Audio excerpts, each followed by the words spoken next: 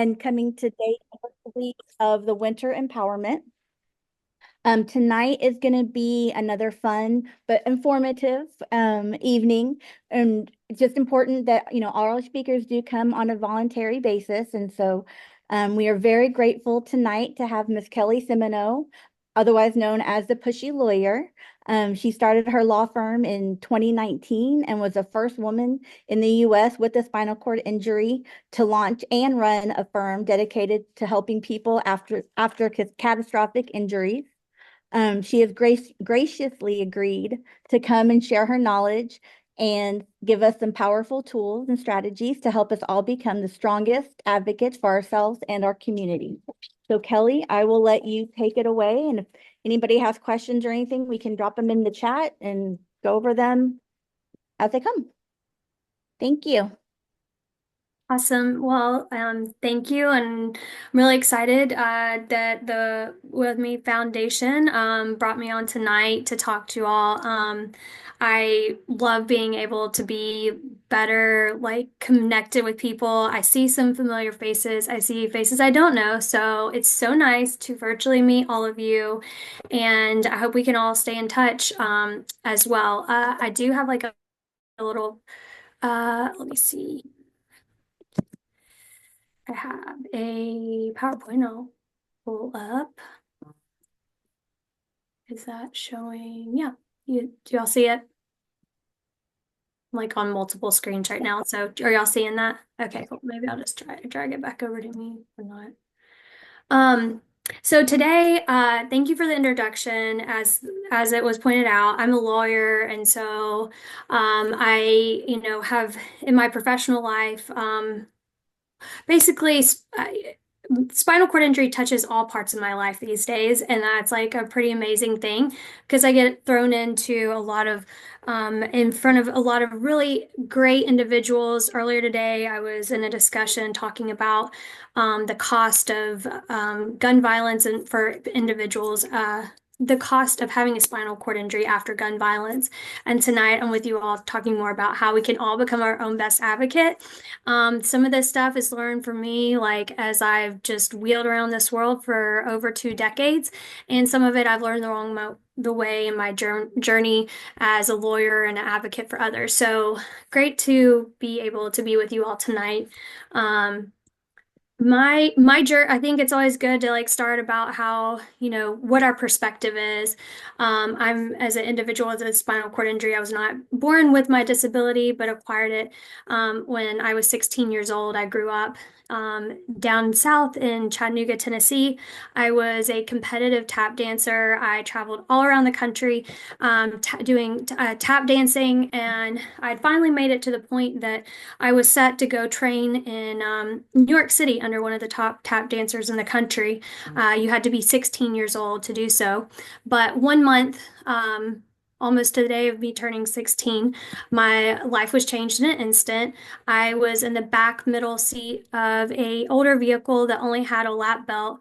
And in that second, the lap belt held my body in and I flew forward. And in that instant, I was paralyzed. And what that entailed for me was a series of hospital stays, rehabilitation. I was a sophomore in high school, so my journey and my story also involved, you know, the physical rehabilitation, but also maintaining my classwork and high school studies while I was from the rehabilitation setting.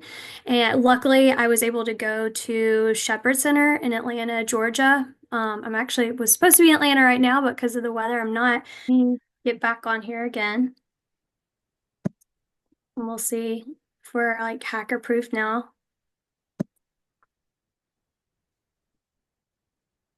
Okay. Um,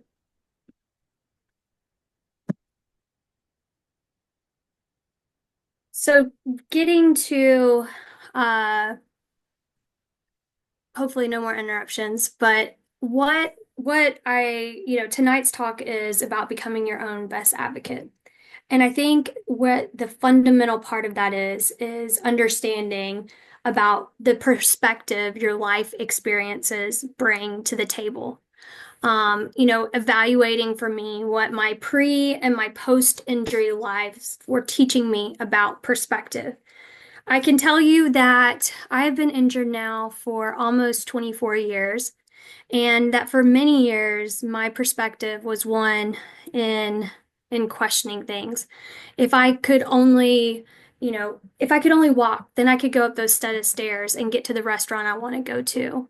If I could only walk, I could go on this trip with my school, who said that otherwise it was too inaccessible for me to go to. And at some point, my perspective shifted, and I started thinking, instead of like, if only my circumstances were different, like if I wasn't in a wheelchair, then I could do things. I started thinking about, well, if our society was different, that's where the problem lies. The problem isn't me. The problem isn't that I'm in a wheelchair. The issue is that there's a set of stairs and there's no elevator for me to get up to the restaurant. The issue is not that I'm in a wheelchair, it's that the school that I go to isn't willing to think about the ways in which I can achieve going on a trip through just a little creativity. And that is when I found my voice. Um, because after I realized the problem wasn't me, that it was the attitudinal barriers, that it was the actual physical barriers of the society that we lived in, I started to understand that my perspective had power behind it, and that I could use my voice to truly start perfecting change in not only for me, but the community around me. And that's where I discovered the importance of becoming my own best advocate. No one is going to fight harder for you than you will fight for yourself. And it's important that we have that ownership and authority to become our own best advocate, because we know that we've got to fight every single day just to make it to the next day. But while all that I've said is so well and good, it's important for us to realize the unfortunate reality that we live in. The fact that many people following a spinal cord injury are literally stuck in the four walls of their home because of inaccessible housing, because of lack of transportation, because of lack of caregiving. Our needs are significant and our resources are very, very limited. And so we have to understand that for each of us, the fight to become our own best advocate is not one that is without its own challenges and struggles. So I told you a little bit about how I became injured, and it's part of really my whole entire story now. Um, back in the day, there were in the back middle seats there were lap belts, meaning there wasn't the 3-point restraint that you and I probably all utilize now. And car manufacturers for so many years had known that a lap belt only was dangerous. There were many, many Kellys all over the place because it was cheaper for them to try to resolve a lawsuit when a young girl became paralyzed at 16 than it was to restructure the way that they made their vehicles. And I kept thinking, that doesn't make sense. Why would they put profits over people? Now, in 2002, the National Highway Transportation Safety Authority, NHTSA, finally issued a regulation requiring the 3-point seat belts for each of like the back rear position seats. And that, for vehicles after a certain time, this would have to do it. What I was thinking is, why does it always take someone forcing that change? Why can people not act for the benefit of others just because it's the right thing to do? Um, and that's because we knew it would help. Like the data showed that seatbelts reduce fatalities, they reduce injuries, and that it was going to produce a better health outcome. And yet it still took federal probing for these car manufacturers to finally do the right thing. And even in my young self, I was thinking, you know, what can I do about it?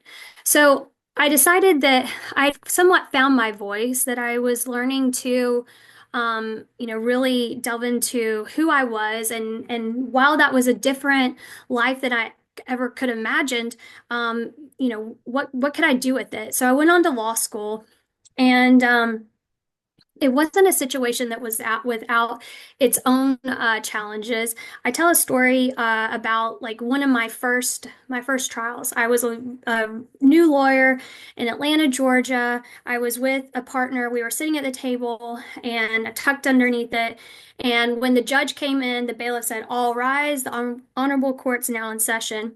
Everyone stood up. I was sitting there respectfully at the table, and the judge looked down at me, having never seen me appear in front of his court before, and said, "When I say all rise, I mean all rise. And you might be a young lawyer, but you need to show respect." At that point, like pushed back to let the judge see that I wasn't being disrespectful, but in fact I was in a wheelchair. What that ended up causing was a couple of things. Um, from that point on, the judge was very uncomfortable. And so instead of calling me up to talk when there was an issue with opposing counsel, he would say, "Miss Semino, Miss Semino, you stay where you are. Mr. Hassan, you come up and I'll talk to you." And that was my trial, my witness. Um, and it also showed me that, too, there wasn't enough lawyers rolling in any courtrooms. And why was that? So, my journey ultimately led me to starting my own law firm. And I did that for several reasons. One, I had moved from Atlanta to DC. I had already rolled away from my salary, my money, and I was like, if I'm ever going to be brave enough to go out and start my own law firm, it's got to be in this moment. Um, but also because it allowed me to really create the way I practice law exactly how I wanted it to. I could choose my own accessible path, represent the people who I knew and understood and meant something to me. And I will tell you that I'm a very, very rare lawyer because I'm a happy lawyer. And I might be the only one you meet that says that, but now you know, a happy lawyer. And so all of that is to say that like my perspective and how I had to find my voice in that continuum certainly impacts the way I practice law. It allows me to understand the people I serve, but it also lets me really tune into the inequities and challenges me to use my law firm, my decision making, my background as an advocate for others to really push change in other ways. Um, and what I've found is that the more that I challenge myself, the more I'm able to take on. The more that we get out there, we get outside of our comfort zone, it's slowly but surely rewiring our brains so we can take on a little bit more and a little bit more. I mean, my spouse would tell you all that I take on way too much, but the reality is, for all of us, is getting outside of our comfort zones. I ultimately believe allows our capacity to just grow. Um, so now when I roll in the courtroom, I go in with a lot more ownership. I've have more experience now as a lawyer, but also because I know exactly who I am in my role, what my firm represents, and that's allowed me to really be able to feel fulfilled in what I'm doing. And and this isn't just a path of being a lawyer. This is a path for all of us. Like finding our paths that are truly fulfilling, that allow us to wake up happy, but knowing that we're not only serving ourselves, but serving others and taking care of ourselves and our community. Because goodness, do we know that we're all in this together and we gotta really fight, especially now.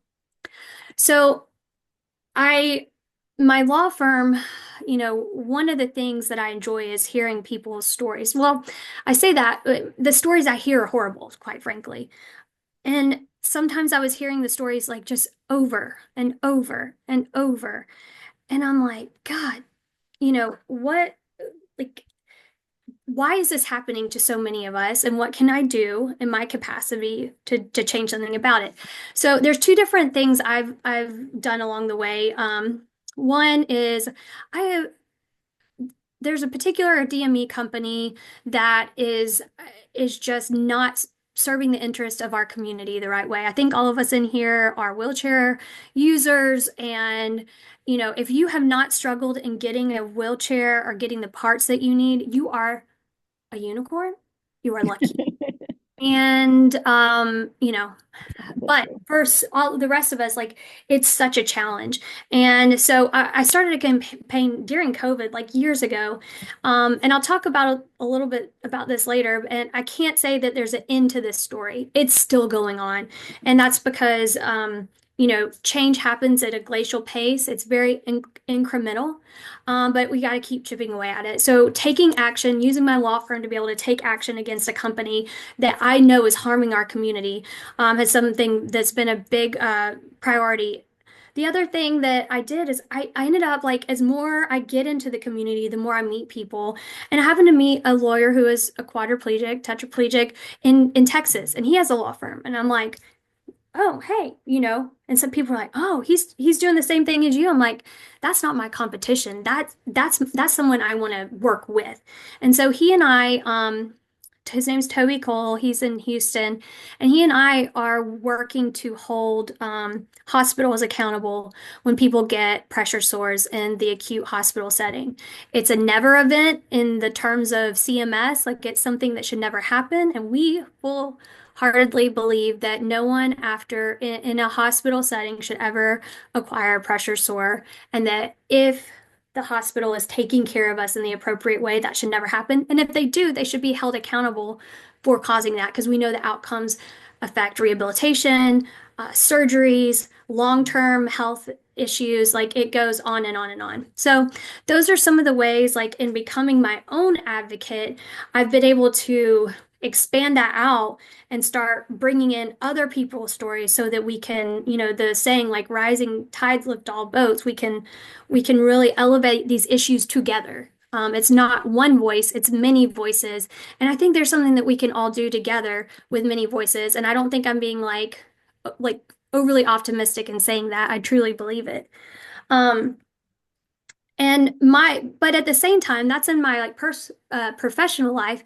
But the reality is, all of us living our lives outside of our homes and perhaps even living it inside our homes, we're all facing something that is just not right. For me, the thing that I don't know why on this day, I was refused a ride by an Uber driver. I was just trying to get home after having dinner with a friend. And when the Uber driver refused to take me because of my wheelchair, that particular thing on that particular day just really pissed me off. Like I was not letting that go. And there's throughout the years I've let a lot of things go. That was not going to be one of it apparently. But it has transformed into a really interesting thing. So what did I do? I decided to go to the news and talk about it because I was really that pissed off. So I started anyone that would listen to me, I would go on the news and talk about the fact that I was denied an Uber when I just was trying to pay to get home, and how that's not just happening to me, it's happening in the blind community, other wheelchair users. And what are we going to do about this? Because we know that there's already such a lack of access to transportation in our community. And if you taking away the thing that is replacing taxis and other modes of transportation and you're leaving the disability community out of it, what the heck are we supposed to do? So I figured also, in like if in addition to, going and talking to whoever would listen, that I was close enough that I could just wheel over to Capitol Hill and maybe someone would listen to me there. So I end up, Congressman Langevin is no longer in Congress. He was like the first quadriplegic in Congress. He is from Rhode Island. He's retired now, and he was a great ally for all of us in his time in Congress. But I'm like, he'll listen. And then I figured out that Senator Duckworth was actually on a particular um, committee that dealt with infrastructure and transportation bills.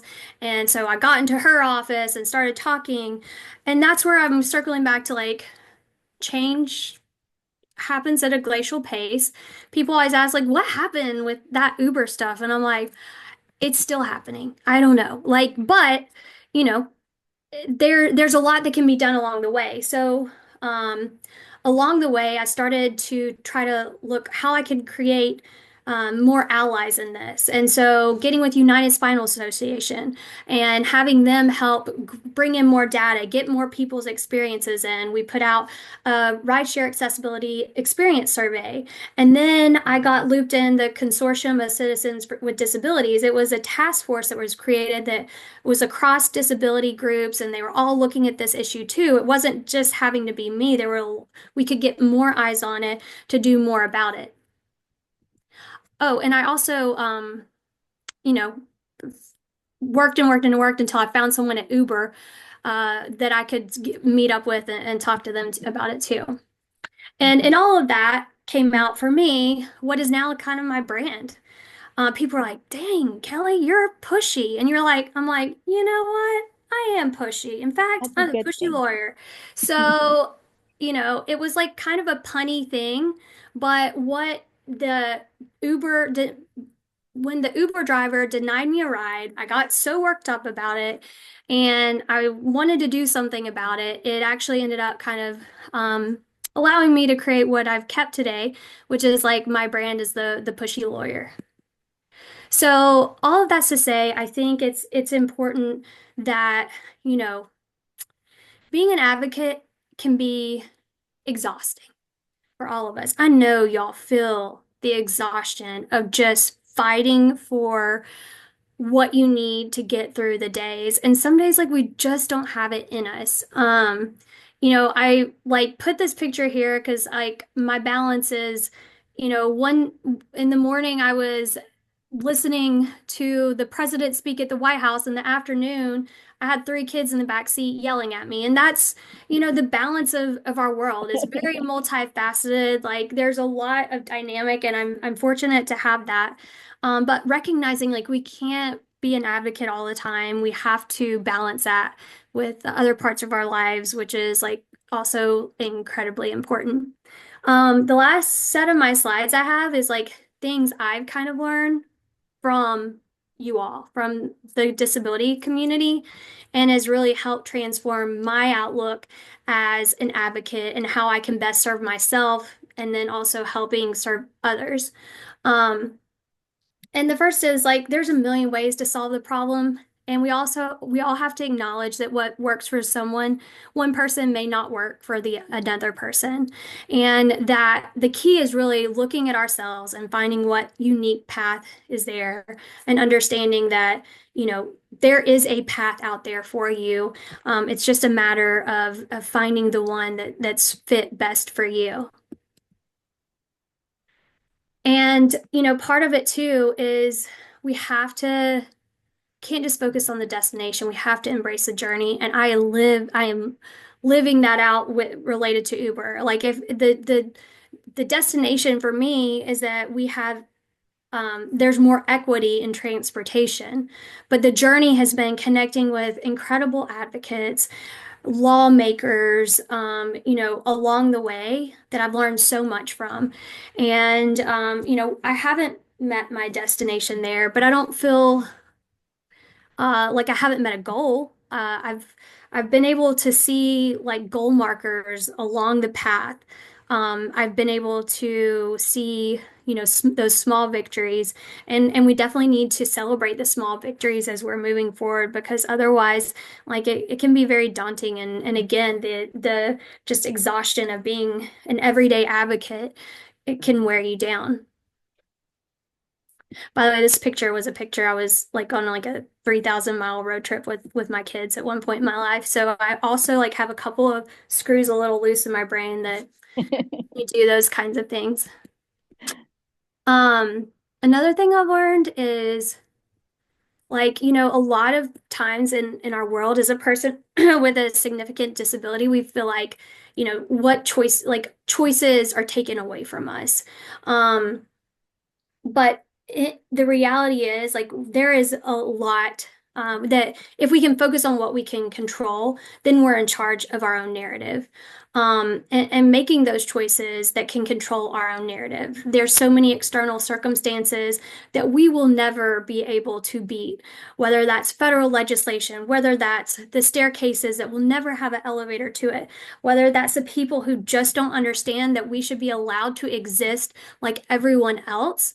Focusing on what we have control over, what we can do, um, rather than what we can't.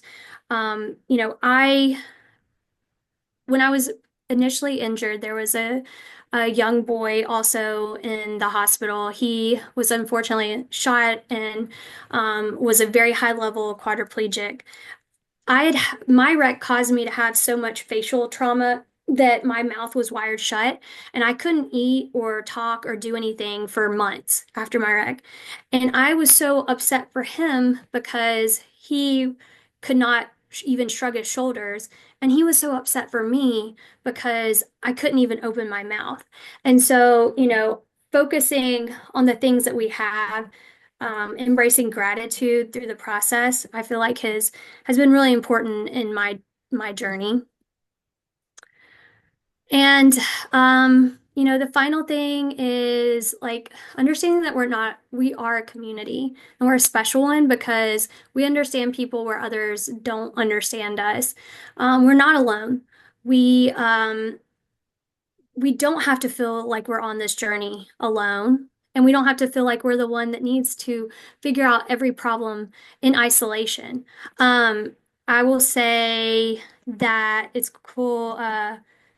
Chanel, I don't know if Chanel's still on here, but can't see everyone's screen right now. But Chanel and I were Yeah, I'm pregnant. here. Oh, hey, Chanel. Hi.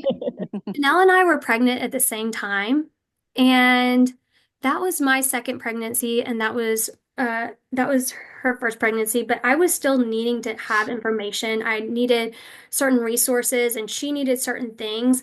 And just like knowing that I wasn't alone in that, and that I had someone that was literally going through it, that understood exactly like that, and now her and I can or continue that friendship just beyond that connection. That's an example. So it's cool that you're on tonight because I put the picture of me with my son and like how I carried my baby around, how I roll around with my baby. But we don't always have to be alone in this. Other people have probably encountered something, and learning from those around us has been so critical in being able to be a best advocate for myself because I know what is possible because I've seen with my own eyes what other people are doing. Um, and then, I'm always thinking about like the amount of problem solving that goes in to being a wheelchair user. And, you know, to look at the optimistic side of it all is that problem solving is a muscle. Like the more you use it, the stronger you get, the better you get at it, the more efficient you get at it, and the more you can take on. Just like I was talking about rewiring my brain, kind of using the thing that we all do intuitively every day just to survive, like other people can't do because they're not challenged to do it. And I would go as far to say that our disabilities invoke some amount of superpower within us all because we can accomplish things that others could not even begin to imagine. And again, like, the only way we can truly be successful in that is knowing that we have others that are on this journey with us and that we're ultimately like stronger together. Um, this is my contact information, my cell phone and my email. Um, so if you all ever have an issue in front of you that you want to just talk about or brainstorm with, I'm happy to listen and give whatever insight I can. Because I've appreciated that when I've had the opportunity to do that with others. And so that's on my slides. Plus we got a little extra in there too, right? Um, Which will be edited out. I know, like, whew, that's what I think. You gotta like the problem solving, you're like, you gotta learn to pivot and your brain's like going in a different direction here. But You did so I didn't know if anyone here, like, first of all, if you have any questions or if there's anything you all are facing in your communities trying to troubleshoot. I think it's always good to like, the hive mind, collective mind on some of these things. So Does anybody have any questions? You can take your mic. We can unmute you or. ask questions. I think it's hard too for, at least speaking for myself, like you think that you're the only one going through it. And so having the community and having others that you can talk things through with and realize you're not alone. Like it definitely is an important thing. Yeah. Hmm. Hello, this is Dawn. I live in St. Louis, and one time can you hear me? Yeah. Hey, Don. Okay. Um, I had years ago when I was still working, I went to work for an insurance company, and luckily there was a delay because they had to change the door to make it accessible. So I have a pad to push and it swing open. And because of the insurance company, a lot of the people working there had to carry a lot of boxes in and out a lot. And one woman came up to me and thanked me. She goes, "Thank you for coming to work here because if you wouldn't have, they wouldn't change the door." And she goes, "It's really hard getting the boxes in and out when you had to open the door yourself." So I mean, a lot of people don't think about things where, it's not just for people in wheelchairs, but people who have to carry heavy stuff, people who have dollies carrying stuff, people with kids in a stroller, older people, to keep people from cripping, hurting themselves, and keeping with lawsuits. So they don't really think, they just think it's for disabled people. It's like, no, it's for a whole line of people. I know. I always love when I see those examples of how, like, universal design, like the light bulb goes off in other people's minds, like, oh yeah, this helps all of us. And I'm like, yes, yes, yes. Like, um, but and that's a great example of how probably your self-advocacy ended up for to be able for you just to get in and out of your workplace ended up helping many, many people. Mhm. Hmm.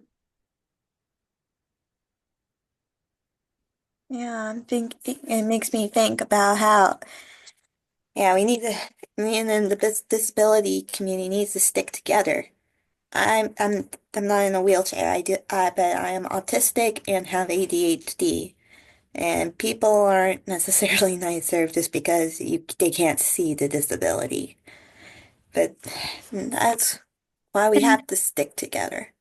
I agree, and I think it's actually really good when I feel like sometimes the disability community works in silos, like I have my needs as a wheelchair user and here are my objectives and agendas. And actually sometimes I feel like we cut against each other.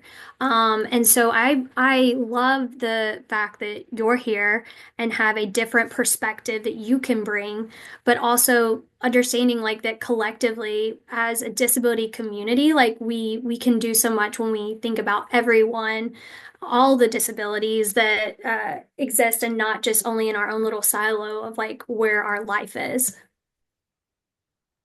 We got to do better about that in the disability community. I feel like it's too segmented sometimes. So I really appreciate when that cross disability culture comes in and Yeah, that's why I like Special Olympics sometimes, because a lot of it is a lot of different, this the people with different disabilities Mhm. are doing the same thing that they're still enjoying it. Absolutely. And also like And I also really like what you were talking about when it came to the about working about you still advocating even though there's no resolution yet, like with the Uber. And it makes me think of one of my favorite quotes by Henry Longfellow about if you knock loudly enough and persistently enough at the gate, someone is sure to wake up. love it. I Oh, swear, nothing in history gets done unless people complain enough and Yep. get work done. Civil after Civil War and the Reconstruction stop, it took till the 60s, and then the civil rights were marched on. Only with those protests were people starting to recognize.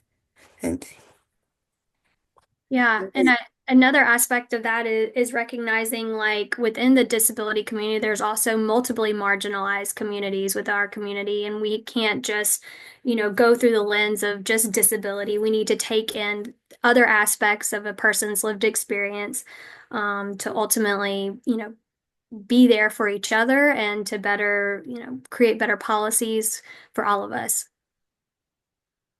I guess it's a good thing I got a loud mouth then, because I will very much make it known I'm Nice. not happy with something.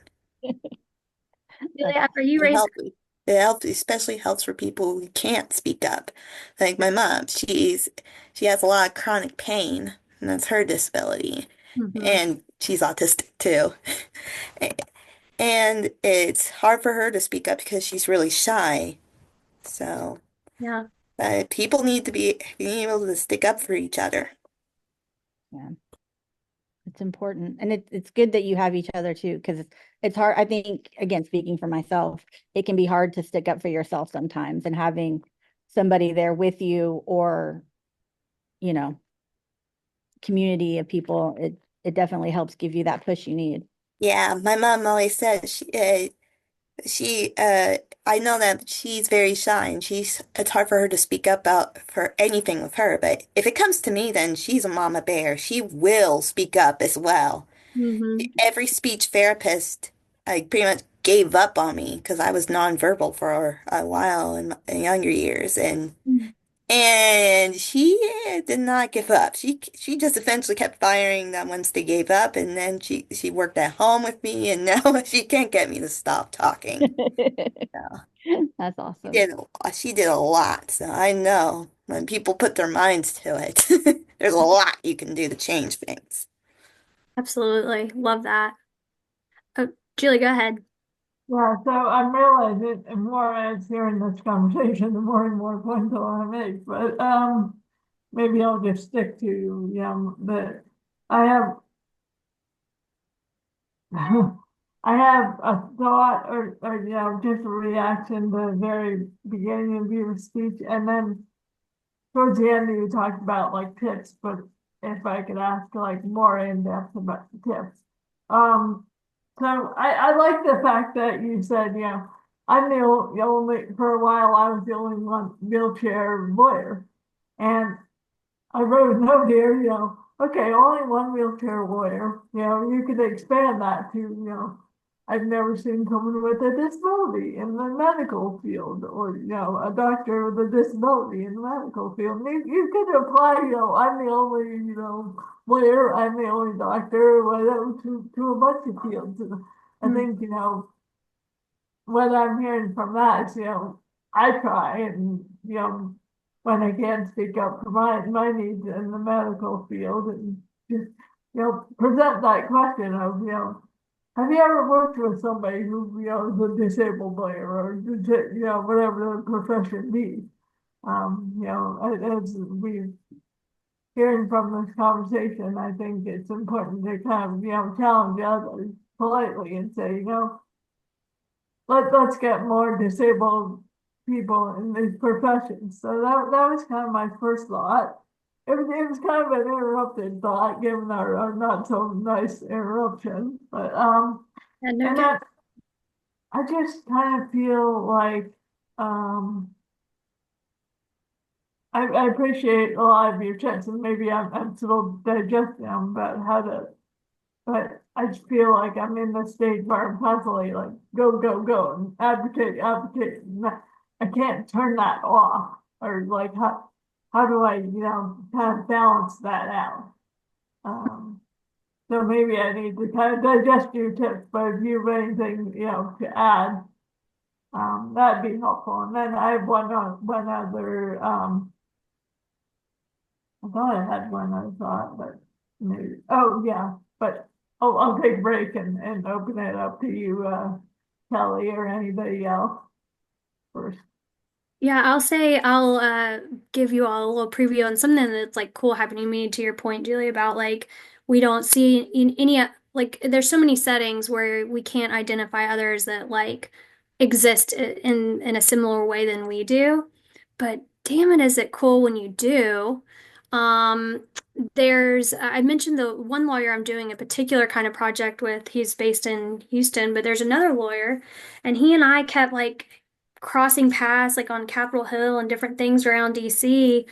And I'm about to bring him on in my law firm as my law partner. And he's a quadriplegic. And I'm like, there is no one I could think better to work alongside every day than someone who I know understands it and has that same like values and mission. And so it's really cool when you can start building out that community and then you feel like not only that you can synergize and do really whatever I can do alone, I can do more now collectively. So that's a really cool development in my personal life that will be hopefully, kind of working itself out in the first part of 2025. So yeah. I didn't catch exactly like who it was in the chat who said, I'm a unicorn. I haven't had to deal with wheelchair issues. And I was gonna say like I have cerebral palsy and I can walk around my house, but like out and about on longer trips, I use the power chair and I feel like Medicare is like geared towards the elderly, like you're only gonna stay inside. You're not gonna go outside, and if you do, you'll go, to a doctor appointment. I'm in that category where, I want a durable, height, heavy duty chair. Like I'm off on my chairs. I'm also visually impaired, but Medicare tries to put me in this box of you can walk, so you should walk only. And Mm. not, we don't care if, walking makes you tired, affects your stamina, or you should only stay in your house. You don't need like all this, you know, all these extra fancy doodads on your chair because you're not going anywhere. I don't know how it happened. I kind Yeah. of want to ask questions, but I kind of don't. But like between Medicare and my other insurance, they paid for a brand new wheelchair and it has all the features I want on it. That's good. I'm still tweaking it and getting used to it. I haven't taken it out in the community, but it's it's the medical community who wanna like put you in a box and define you only by this box. And if say you don't fit the box, or they deny power chair or deny other medical stuff. So Hmm. I I kind of relate to those of you who use the wheelchair every day, but I kind of don't, because and I think it was mentioned, we all try and adapt, but when we need the, supports that we need, the equipment that we need, It should be your decision, they, not insurance. they want to put me in the most disabling box, and I don't want to fit in that box.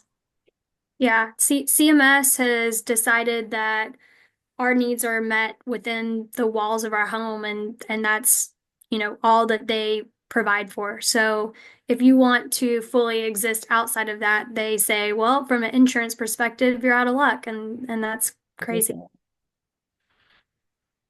And it shouldn't be that, like, it shouldn't be that difficult, especially for things like, wheelchairs and medical equipment, things like that. Like, we shouldn't have to jump through the hoops that we have to jump through. It's crazy. Yeah, the progress that, again, we got to take our victories and the small ones. So the thing that was a win in this regard against CMS, the Health and Human Services, was that they were able to get the seat elevation function covered because before that, that was not covered. I'm a manual chair user, so that doesn't necessarily come and play to my life. But again, I know that if we can make the chip away at those changes, it's only going to lead to a path that perhaps a need that I have as a manual chair user, maybe, the frame and the materials used, the lightweight frames or things like that won't become an issue down the road. So that's why, again, I think it's important when we're looking at becoming an advocate, we're looking at, you know, first you have to start with yourself because you've got to make it through your days and you've got to fight for yourself because you're the person fighting that's best equipped to fight for your own needs. But then, once we start doing that, I mean, I think we owe it to our community to think more broadly too. This is Dawn again. Last summer, I was getting a new wheelchair and a smart drive, and the insurance denied it at first, but both my doctor and the company put through things through pointing out that I needed it for my shoulders to keep because I'm having problems with my shoulders, my back. I I drive myself. I go to the doctor myself. I go to the pharmacy myself to get my medications, and I do all this myself. So I have to have it, and to get in my house there's a wheelchair ramp that I need assistance with, and they went ahead and approved it finally. Okay. But That's good. I Yeah. think it was because I pointed out the number one that I might eventually have to have surgery on my shoulders and my back, plus two that I did all this stuff for myself. Yeah. You know, You definitely had to prove the case for sure. yeah, Like you had to fight for them to understand your situation. But I think your victory again can ultimately become the victory for others because if you've been able to navigate it and kind of created that formula where I said this and I said this and I had this documentation, then you can share that with others. And then there's no, okay, here's my checklist. I need that smart drive. And now I have, Dawn has kind of shared her successful formula and let's see if this can work for others. And again, because we all don't need to, recreate the wheel for our own lives. Like hopefully someone else has gone and done that.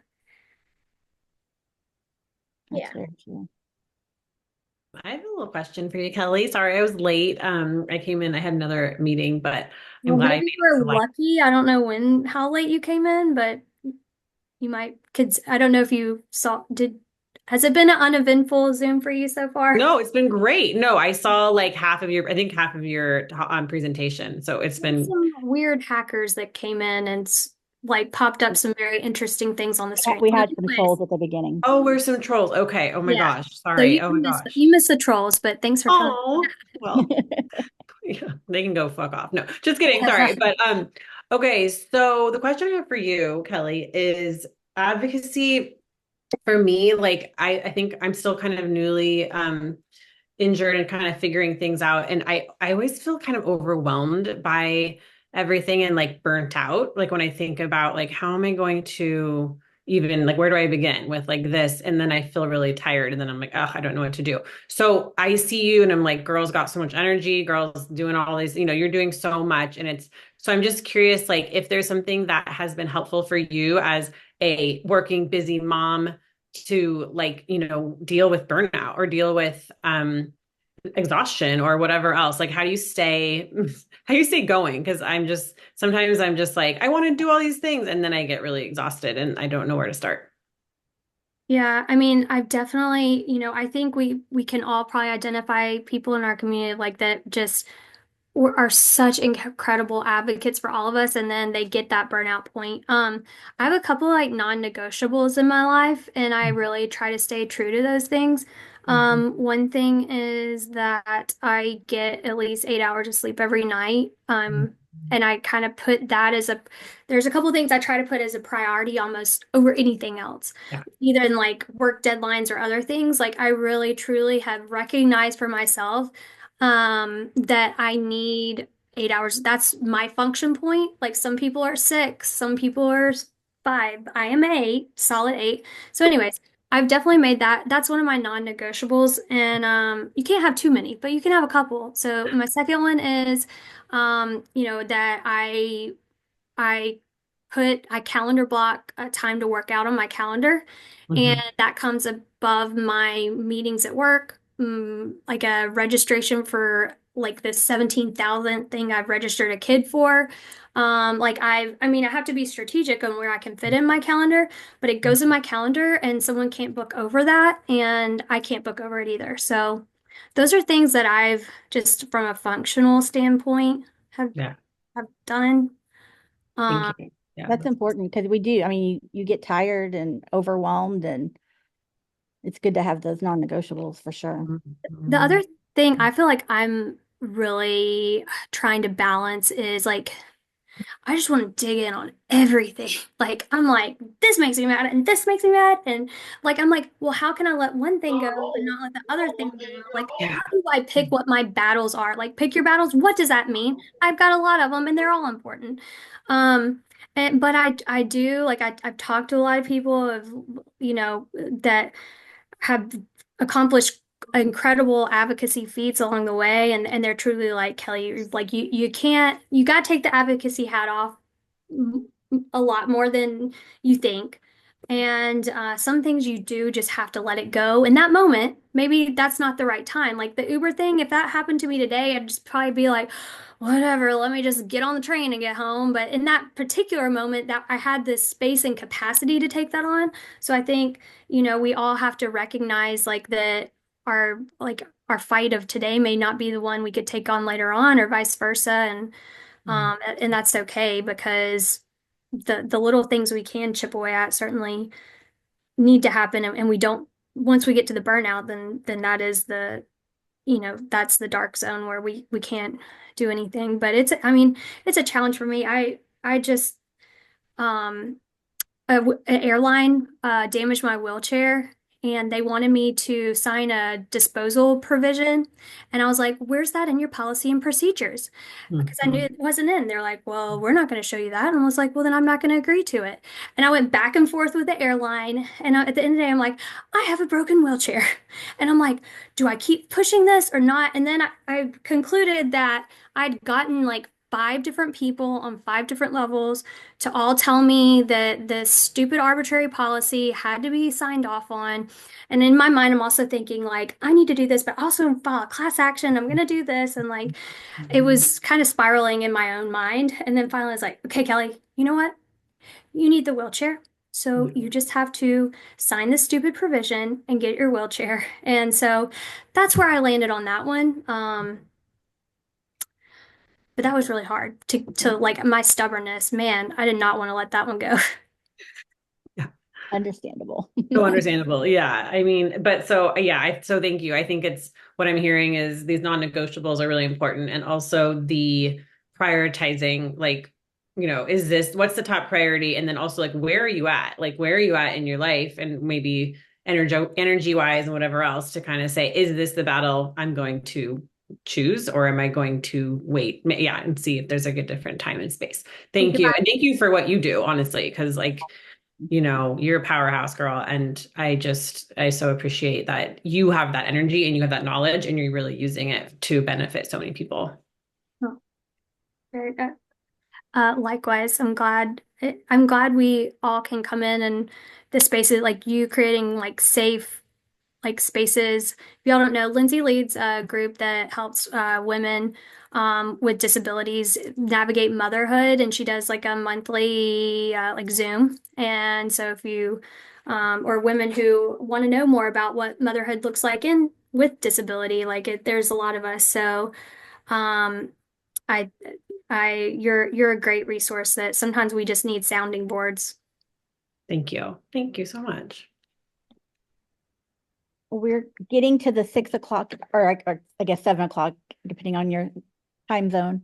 Does anybody else have any questions? I want to be respectful of everybody's time and everything.